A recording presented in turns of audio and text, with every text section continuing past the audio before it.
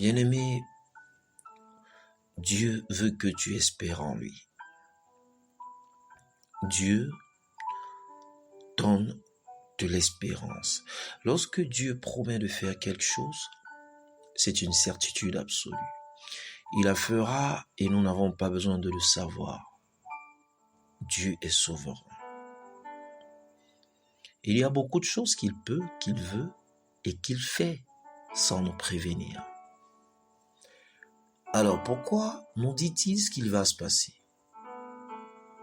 alors qu'il n'y a rien que nous puissions faire pour changer le cours des choses ou pour que cela se produise selon notre agenda?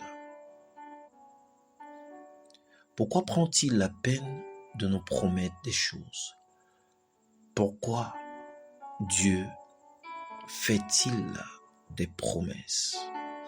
On a la réponse au verset 18 du chapitre 6 de l'Épître aux Hébreux. Il est écrit: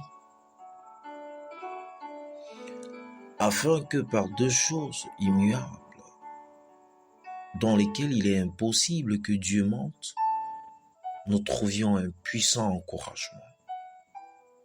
Nous dont le seul refuge a été de saisir l'espérance qui nous était proposée. Ok. Par les promesses, Dieu veut essentiellement que nous soyons encouragés. Il veut que les promesses soient pour nous ce terreau d'espoir toujours renouvelé. Dieu dit: juste pour que tu le saches, c'est quelque chose qui va arriver. C'est ainsi que je vais opérer aujourd'hui, demain, dans un futur proche ou lointain. On lit du verset 17 au verset 18. C'est pourquoi Dieu, voulant montrer avec plus d'évidence aux héritiers de la promesse l'immutabilité de sa résolution, intervint par un serment, afin que, par deux choses immuables dans lesquelles il est impossible que Dieu mente, nous trouvions un puissant encouragement, nous dont le seul refuge a été de saisir l'espérance qui nous était proposée. Attention, c'est sérieux. Dieu fait un serment. Les différentes définitions du mot, j'ai retenu celle-ci. Un serment est une attestation solennelle de la vérité d'un fait, en vue de constituer une preuve juridique ou de la sincérité d'une promesse. Le mot serment, à mon sens, sonne comme en vérité, en vérité. C'est une double promesse. Dieu n'est pas un homme pour mentir.